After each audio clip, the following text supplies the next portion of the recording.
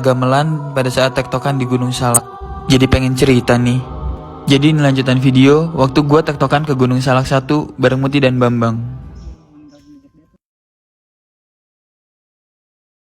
Setelah kita lama break di pos 3, akhirnya kita lanjut lagi jalan buat ke pos 4. Seperti biasa, kita trekking pun masih semangat banget karena baru habis breaknya cukup lama di pos 3.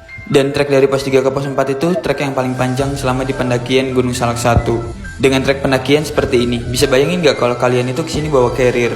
Bawa vest aja udah berat banget kayaknya. Dan sekarang ini giliran si Muti yang harus ngelewatin. Pokoknya ini tuh trek paling mager buat kalau pendakian ke Gunung Salak 1. Setelah dijelasin sama Bang Bang, kita lanjut jalan lagi. Kata Muti sih ini treknya mirip jalur trek Mongkrang. Emang bener ya? Trek menuju pos 4 tuh bener-bener PR banget dan menurut gua. Udah treknya paling jauh, gak ada view apa-apa, cuma ngeliatin pohon dan hutan yang lebat aja. Nah, lihat aja nih treknya.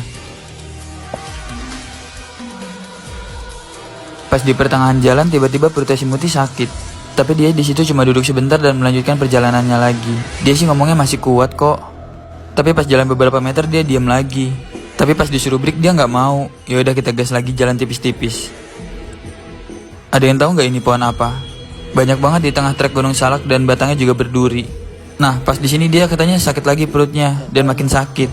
Setelah kita break kurang lebih 30 menit dan si Muti juga udah membaik, akhirnya kita lanjut lagi buat menuju ke pos 4. Tapi di tengah perjalanan gue udah mulai merasa aneh, kayak ada yang ngikutin di belakang. Tapi setiap gue nengok ke belakang itu nggak ada apa-apa. Ah mungkin itu cuma perasaan gue aja kali ya.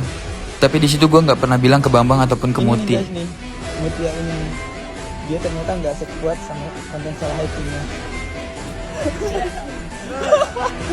Pokoknya setiap kita bercandain seperti itu dia langsung semangat lagi buat trekkingnya. Buat menuju ke pos 4 itu kita bakal ngelewatin 2 pohon tumbang yang seperti ini. Buat kalian yang mendaki Gunung Salak tapi bawa carrier, gue acungin jempol deh. Nah kalau udah nemuin trek yang seperti ini tandanya udah gak jauh lagi buat ke pos 4. Nah sekarang kita udah sampai di pos 4. Sampai di pos 4 pun kita nggak ketemu orang sama sekali. Lagi-lagi kita di sini break cukup lama. Karena udah banyak yang menjanggal, akhirnya gue cerita nih ke Bang Bang. Soal ada orang yang kayak mengikuti tadi.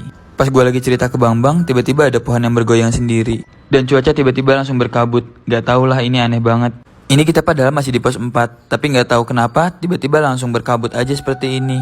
Dan akhirnya kita melanjutkan buat perjalanan ke pos 5. Di tengah perjalanan tiba-tiba gue kebelet buang air kecil. Bambang dan Muti gue suruh jalan duluan. Nah di deket sini gue posisi buang air kecilnya. Tapi pas gue lagi buang air kecil coba dia dengerin. Itu tuh suaranya beneran tanpa gue tambahin sound. Makanya di sini gue langsung lari buat nyamperin Beng-Beng dan Muti. Pokoknya di sepanjang jalur menuju pos 5 tuh banyak banget pohon tumbang seperti ini. Gue tuh bener-bener jalan cepet dan berharap cepet ketemu Muti dan Bambang.